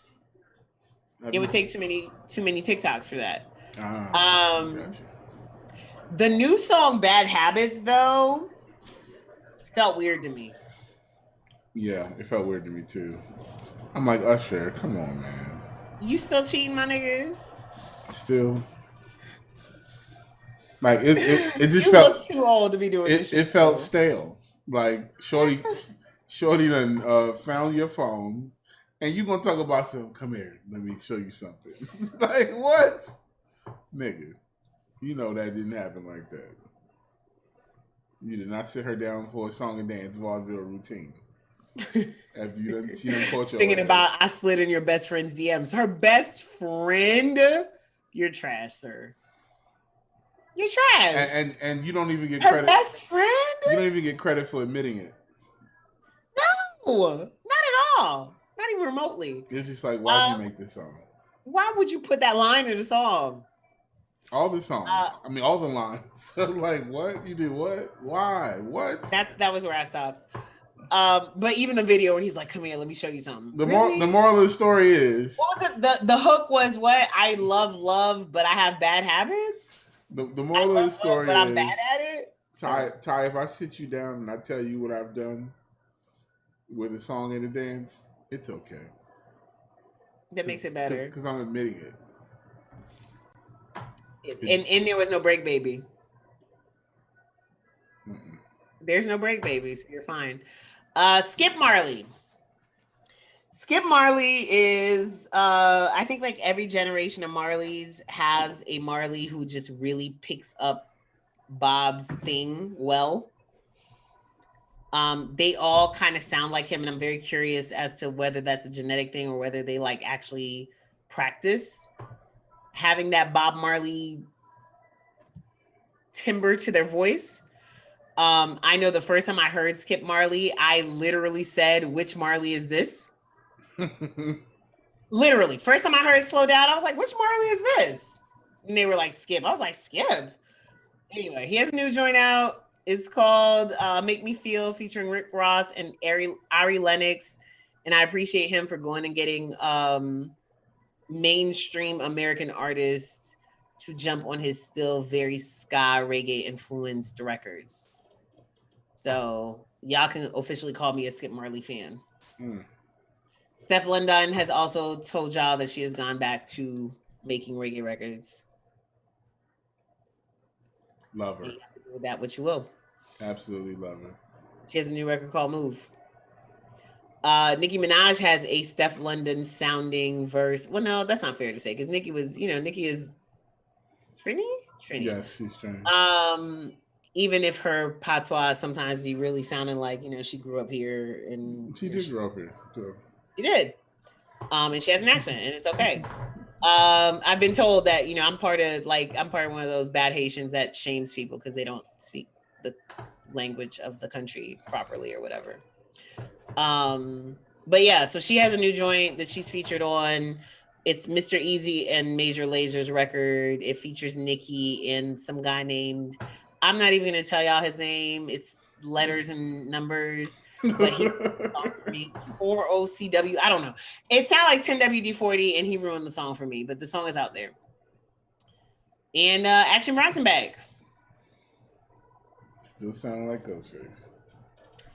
Still sounding like Action Bronson, which sounds like Ghostface Killah. I didn't listen to a lot of shit this week, but I listened to Big Sean's album. Kudos to that young man.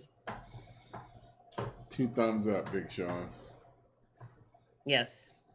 My favorite joint on there is Zone the Fuck Out. I enjoy it. He got some bops on there for sure. Yeah. It's some good stuff on there. I ran a couple things back. I don't think I made it all the way through the album yet because I ran a couple things back and then it's time to get out the car or whatever. And I wanted to really pay attention to his album. So I got a question. There's Trippie Redd and Busta Rhymes. Did you hear that one? No. Me neither. But I am curious. All right. Well, you listen and then you let me know if I need to. I'm still trying to watch Ty. I'm still trying to watch Joyner Lucas running Ashanti off my face. Don't watch it. Give up. I'm watching. You threw her away. And then you know what? You mentioned Carrie Hilson, and then Carrie Hilson posted a selfie that made it onto my timeline the other day. Hey. Carrie is a viable option. Yes, so, what was I just about to look up? Oh, this week's releases. I'm really I can't believe it's September already. Lil Tecca. What about him? I'm really starting to like Lil Tecca. What prompted that? I think his last single was pretty solid. I like his name. I feel like his name makes me want to like him as an artist. So I think we decided that I'm going to update that playlist once a month. Okay. My all girl rap playlist. Mm-hmm. It's called Boffum, you guys. BOFFUM. It's on Spotify, Tidal, and YouTube Music.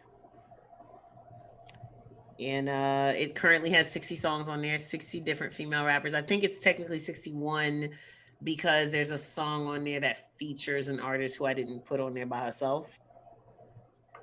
But all that to say that, I am on a constant search now for dope women rappers. So if you know of any, holla at your girl. All right. Conway is dropping his project mañana, today, whatever day you're listening to this, Friday, September 11th. It's called, September 11th. Oh, still just a weird ass date to say. It's called From King to a God. That's coming out. And who else? B.O.B. is dropping a project called Somnia. So I guess you were right. Yeah, we know what's coming. That's why he had disease. Like the sleeping disease. Somnia. Mm-hmm. Ha. Mm-hmm. Smart guy, that Bob. That Bobby Ray. Reba McEntire is dropping a 30th anniversary edition of Rumor Has It. Young Boy Never Broke Again is dropping another 21 track album. Do you ever need that many Young Boy Never Broke Again songs? Nah, but he gonna give it to you. Is it because these kids only make 2-minute long songs? Is that why they feel like they need to put 21 songs on these projects? I don't even know, honestly. But he always do a rack of tracks, like, bro. Marilyn Manson dropping. Yes.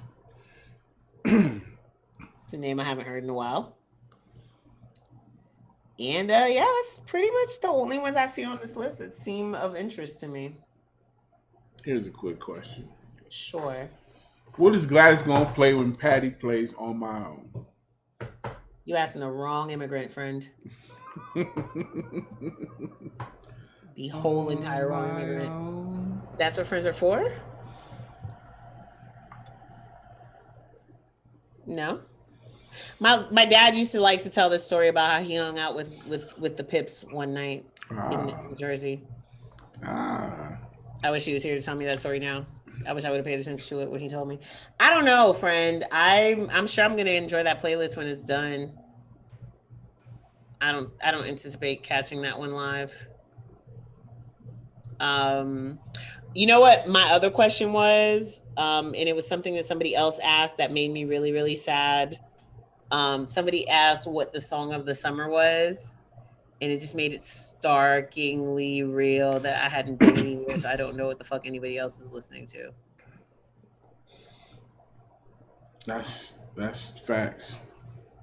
The choices were like WAP, Rockstar, some other shit that I've never heard. Or that I probably have heard, but I haven't heard on somebody's system in somebody's club because 2020. I tried to go to the club in Puerto Rico. How'd that work out? They were closed. Oh, really? And that's interesting because most of the spots that I went to, we went into the neighborhoods too. We didn't just we was running around looking. Oh, they house parties? Nope, they had that shit locked down. Good. Police riding up and down the block, get your ass in the house. In the house. Good. I mean, I don't understand why we can't do that here. Or we didn't do that. No, let me take freedom. New York did it. New York City did it. And that's why they're at 1% infection rate right now. I feel like LA took it really, really seriously. For a little bit. Yeah, Georgia didn't, man. It's so heartbreaking. Nah, because we were like, oh, okay, we're not close to each other. And then we got close to each other when we didn't have to, and became one of the top fucking COVID places in the whole country. You know what somebody said about the nightlife industry? What's happening and the reason why people are in clubs like this is because people are catching it and they're not dying. They're getting sick. They're being out of work for like a week and then they're coming back. Mm-hmm. And so they feel like it's not that serious. Or they're hearing stories like, somebody said, I have a friend whose roommate had it and he never caught it. Okay. To which I responded, women used to whole ass nurse a whole entire baby with the bubonic plague and somehow not give the baby the plague. Like, guys, we've literally been having this conversation for 6 months. We have.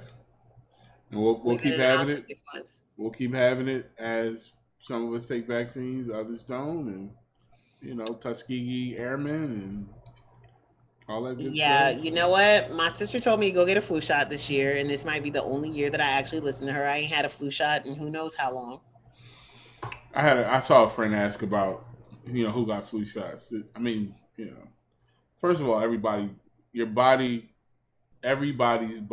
reacts differently to different things naturally. So some people get flu shots and it'll fuck you up for a little bit. Other people get flu shots and it does nothing to you. If you don't get flu shots all the time, your body's going to be like, what the fuck is this? Until your body says, oh, okay, we get flu shots every year. But ain't nobody died from no flu shot. So I don't get the flu shot regularly, and I also have not had the flu in a really, really long time. The last time I had something flu-like was, we all went to South by Southwest one year, 6-7 years ago. Drove out there. So we drove. We were in a car with way too many people. It was South by, so there was way too many people around me anyway. I didn't get enough sleep because South by Southwest. Came back. Everybody that was in my car was like fucked up for a couple of days. But again, when the medical professional tells you to do some shit, I'm inclined to listen to her. I'm so sorry it just came to my head. I'm gonna have to ask Darren, but I was watching something I don't remember. This child said she had to sage her vagina, and for some reason, because I was just about to say I'm gonna sage this conversation, so I don't even want to be near any conversation where we talking about flu because I just don't want it. I don't like it. But somebody we're not gonna have it. We're not gonna catch it. But this lady said she saged her vagina. I mean, sometimes you have to. So I googled it. And the first thing I got was how to sage your vagina after Tyler's negative energy dick. That was interesting. Tyler. I don't even know who Tyler is. On that note. Damn, Tyler. Tyler's everywhere. Sheesh. Is that like Tyrone? White people Tyrone? You gotta call Tyrone. White people Tyrone.